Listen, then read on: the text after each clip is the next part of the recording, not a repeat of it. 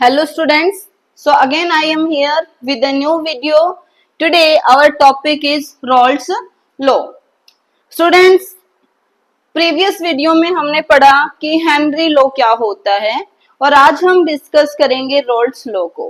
Okay, ये law जो हमारा है it was given by the Raoult's. Okay, so it is known as the Raoult's law. Students, according to this law, partial pressure of a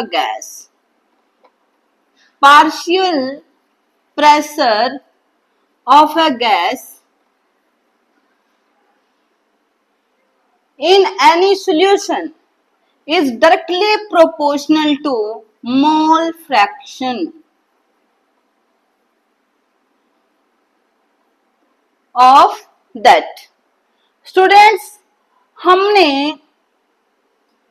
किसी भी solution में किसी substance का कितना मोल फ्रैक्शन ऐड किया है तो वो डायरेक्टली प्रोपोर्शनल होगा, डिपेंड करेगा कि कितना प्रेशर एक्सर्ट होगा at surface of the liquid. Okay, you can see, मान लिया हमारे पास ये एक सोल्यूट है ए और एक कंटेनर में हमने एक और लिक्विड लिया है दैट इज बी. ये क्या है? बी. और बी हमने मान लिया कि ये किसकी तरह बिहेव करता है? As a solvent. ये सॉल्वेंट की तरह बिहेव करता है.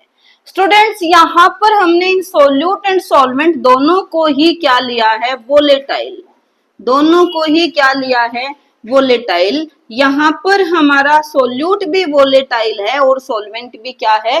वोलेटाइल. वोलेटाइल्स क्या होते हैं? जो सडनली वेपर्स में कन्वर्ट हो जाते हैं, which can convert into the vapours suddenly.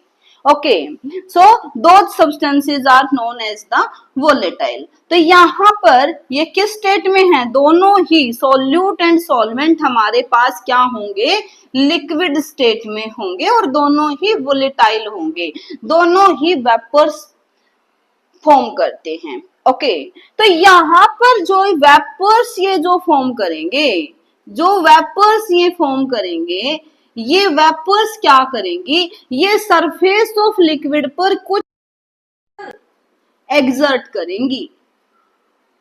So pressure is exerted by the vapours at surface of the liquid, that is known as the vapor pressure. Okay, so हमने मान लिया कि जो A के पार्टिकल्स हैं, जब ये प्योर स्टेट में हमने ले रखे हैं एक कंटेनर में, तो ये वोलेटाइल हैं, तो ये वेपर प्रोड्यूस करेंगे, वेपर फॉर्म करेंगे और जो वेपर्स हैं ये क्या करेंगे? सरफेस ऑफ लिक्विड पर प्रेशर एक्सर्ट करेंगे और हमने मान लिया कि ये प्रेशर क्या है? P not A. ओके, और यहाँ पर जो बी के पार्टिकल्स वेपर्स में कन्वर्ट हुए और इन वेपर्स ने जो यहाँ पर प्रेशर एक्सर्ट किया at the surface of the B components. Okay, तो हमने मान लिया कि ये जो प्रेशर है ये क्या है? P not B. सो जब सॉल्यूट हमारा प्योर स्टेट में है तो जब हमारा प्रेशर क्या है? P not A. और जब सॉल्वेंट प्योर स्टेट में है तो हम प्रेशर क्या है? P not B. अब मान लो कि किसी थर्ड कंटेनर में हम एक तीसरा कंटेनर और लेते हैं और यहाँ पर हम इस सॉल्यूट के XA मोल फ्रैक्शन इसमें ऐड करते हैं. हमने XA मोल फ्रैक्शन किसका ऐड कर लिया? सोल्यूट का. और XB मोल फ्रैक्शन हम ऐड करते हैं किसका? सॉल्वेंट का. XB मोल फ्रैक्शन हमने ऐड कर लिया किसका? सॉल्वेंट का. अब यहां पर जो प्रेशर होगा ये प्रेशर इन दोनों का होगा. ये A के कंपोनेंट्स का भी होगा और B के कंपोनेंट्स का भी होगा. ओके, हमने मान लिया कि भाई जो हमारी A के पार्टिकल्स की जो शेप है, हम मान लो A को हम इससे सर्कल से डिनोट करते हैं. ओके, और B को हम डिनोट कर रहे हैं किससे? मान लियो हमने मान लिया हमने इस टाइप से बी को डिनोट कर दिया। ओके, सो स्टूडेंट्स देखो यहाँ पर सरफेस पर सारे ही जो सब्सटेंस थे, सारे ही मोलिक्यूल थे, वो किसके थे? ए के। और यहाँ पर सारे ही मोलिक्यूल किसके थे? वो बी के थे। बट अब हमने जब इनको मिक्स किया है तो यहाँ सरफेस पर कुछ पार्टिकल्स ए के होंगे और कुछ पार्टिकल्स किसके होंगे? बी के।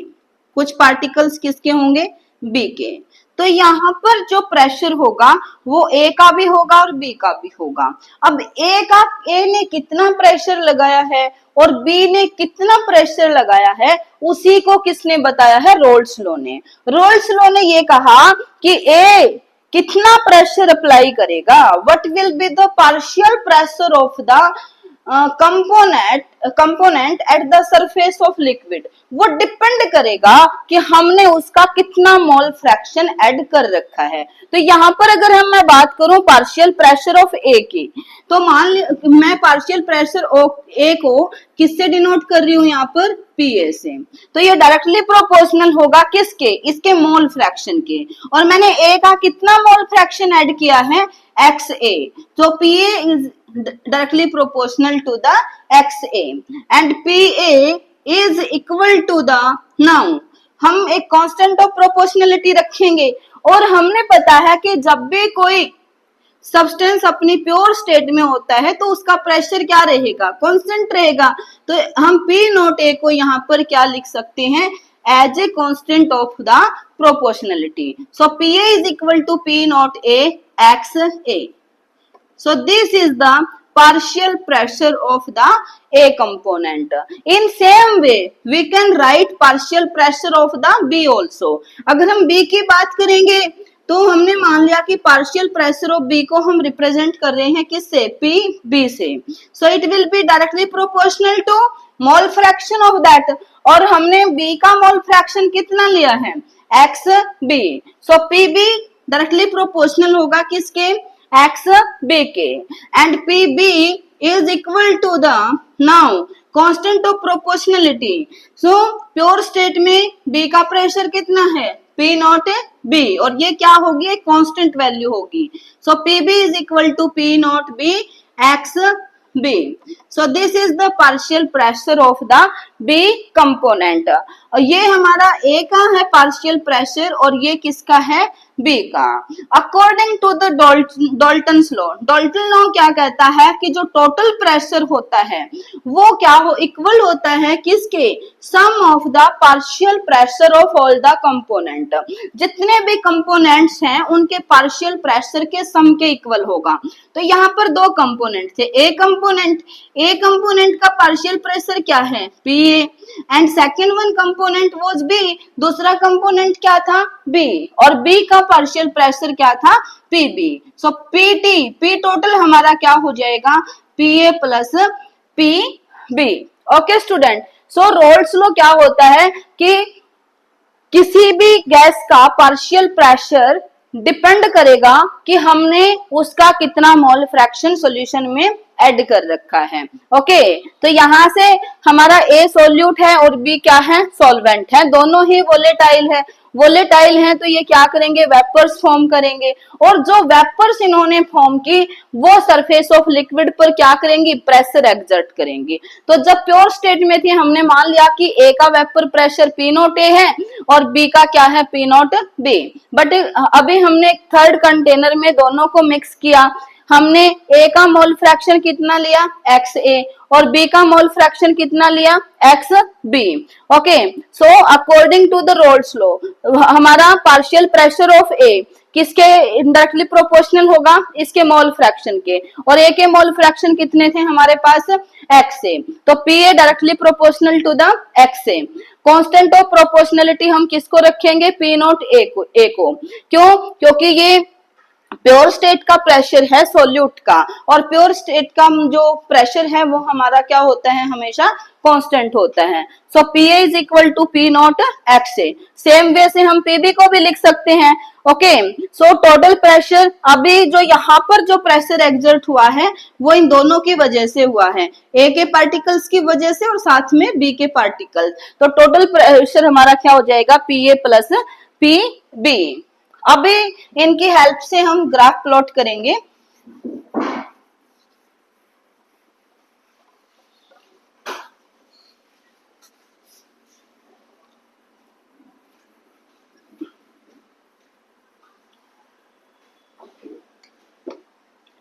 P A is equal to P not A X A, ये हमने मान ली equation first. P B is equal to P not B X B, इसको हमने ले लिया equation second. So P T, P total P A plus P B. Okay, हमने मान लिया कि जो पी नॉट ए है वो ग्रेटर है किससे, पी नॉट बी से। ओके, तो यहाँ पर पहले हम इन दोनों की वैल्यू पुट करेंगे पी ए की from equation A. Value of P A is P not A X A plus what is the value of P B, so from equation second value of P B is P not B X B. Okay, तो यहां से P T is equal to P not A X A plus P not B. X B को मैं क्या लिख सकती हूँ, हमने पता है कि किसी भी सॉल्यूशन का टोटल मोल फ्रैक्शन हमेशा क्या होता है, 1। टोटल मोल फ्रैक्शन 1 होता है। तो यहां से अगर मैंने एक्स बी की वैल्यू निकालनी है तो X B is equal to 1 minus X A. Okay, तो यहां से क्या होगा, put the value of X B 1 minus X A is equal to P not A X A plus P not B, इसको अंदर मल्टीप्लाई करेंगे, अगर 1 से मल्टीप्लाई करेंगे तो पी नॉट बी, अब हम किससे मल्टीप्लाई करेंगे, माइनस एक्स ए से, तो minus P not B X A. Okay, P not A X A, इस टर्म को और इस टर्म को हम एक साथ लिख लेते हैं, P not B X A plus P not B. Okay, so यहां से एक्स ए, एक्स से दोनों में कॉमन है, हम क्या करेंगे, एक्स ए को कॉमन ले लेंगे, तो यहां से क्या बचेगा हमारे पास, पी नॉट ए और यहां से P not B plus P not B. So ये क्या हो जाएगी, इक्वेशन थर्ड। तो ये जो हमारी इक्वेशन है ये किसके लिए आई है, टोटल प्रेशर के लिए। हमने किया क्या, टोटल प्रेशर के लिए, टोटल प्रेशर डाल्टन लॉ क्या कहता है कि sum of all partial pressure of a solution okay will be equal to the total pressure. तो यहाँ पर टोटल प्रेशर इक्वल हो जाएगा पी ए प्लस पीबी के, हम पी ए और पीबी की वैल्यू 1 और 2 से यहाँ रख देंगे। यहाँ हमने X B, total mole fraction किसी भी सॉल्यूशन का हमेशा क्या होता है, 1, तो यहाँ से एक्स बी की वैल्यू निकाल देंगे, एक्स बी क्या आ जाएगा, 1 माइनस एक्स ए। ओके, सो अभी पीबी को हमने पी नोट बी को अंदर मल्टीप्लाई किया, ये आ गया हमारा। अब हमने इसको सोल्व किया तो फाइनली पीटी की वैल्यू हमारे पास क्या आ गई, ये। So student, now according to equation first P A is equal to P not A X A. So ये किसको फॉलो करती है, y is equal to M X को, and y is equal to M X किसकी equation है, एक straight line की equation है। ये किसकी इक्वेशन है, एक स्ट्रेट लाइन की। ओके, तो यहां पर एट y एक्सिस, हम y एक्सिस पर क्या लेते हैं, y एक्सिस पर हम लेंगे प्रेशर को एट y एक्सिस।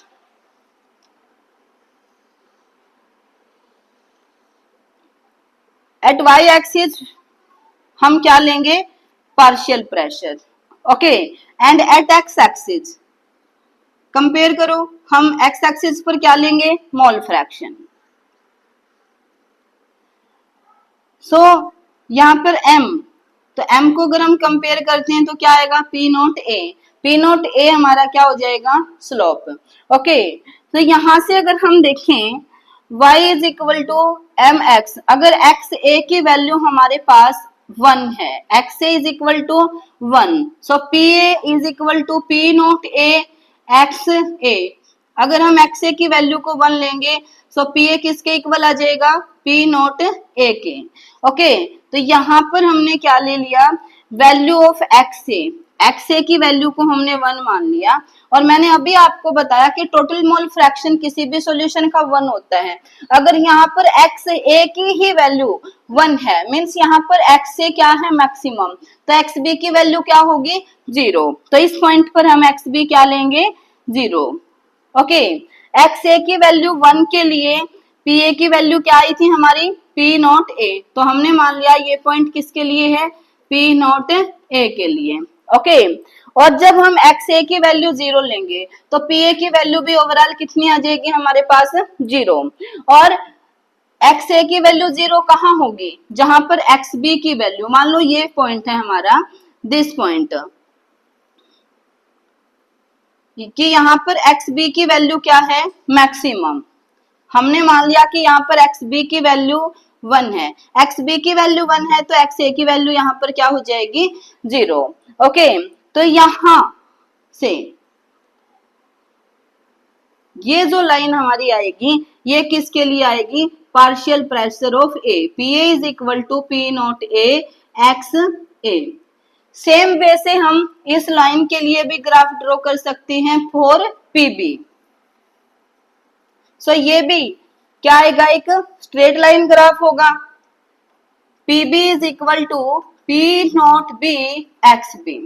स्टूडेंट्स, अगर हम यहाँ पर भी P not B X B लेंगे तो अगर एक्स बी की वैल्यू आपकी 1 है तो पीबी की वैल्यू क्या आ जाएगी, पी नॉट बी।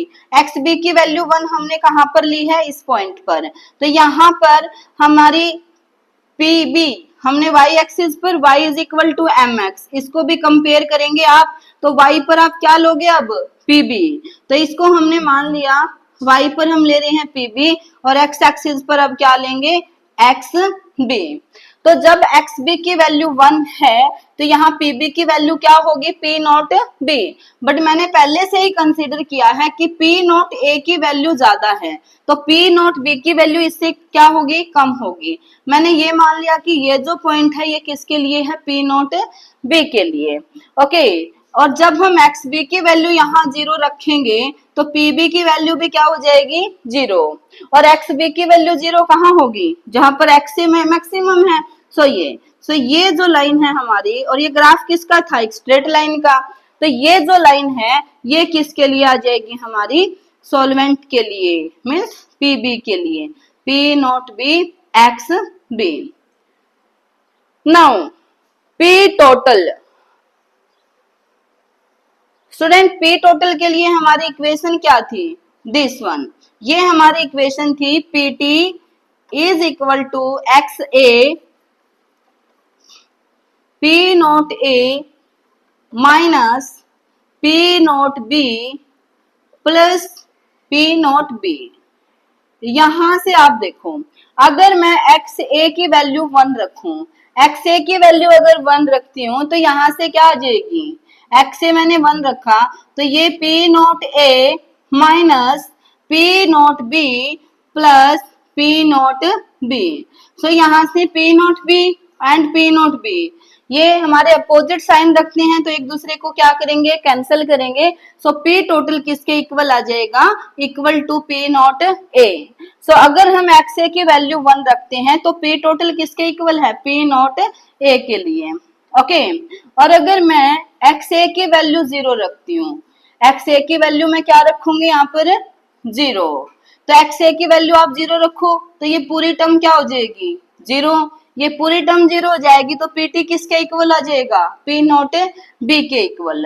ओके, तो एक्स ए की वैल्यू 0 कहां पर है आपकी, इस पॉइंट पर, तो यहाँ एक्स ए की वैल्यू 0 है तो इसके लिए पी टोटल की वैल्यू आपकी क्या आई थी, पी नॉट बी। अब इन दोनों पॉइंट को, ये भी आपका क्या है, y is equal to M X plus C, तो ये भी किसको दिखा रहा है, एक स्ट्रेट लाइन ग्राफ को। तो अभी आप क्या करेंगे, इन दोनों पॉइंट्स को आपस में ज्वाइन करेंगे।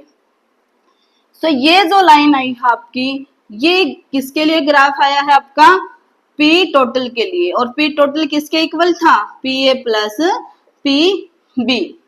ओके स्टूडेंट्स, सो इस वे से आप ग्राफ भी प्लॉट कर सकते हैं फॉर रोल्स लॉ। ओके, सो आज के लिए इतना ही। नेक्स्ट वीडियो में हम ideal solution, non ideal solution इनको डिस्कस करेंगे। So for getting notification of the new video, please subscribe the channel and press the bell icon. Okay, so thank you, have a nice day.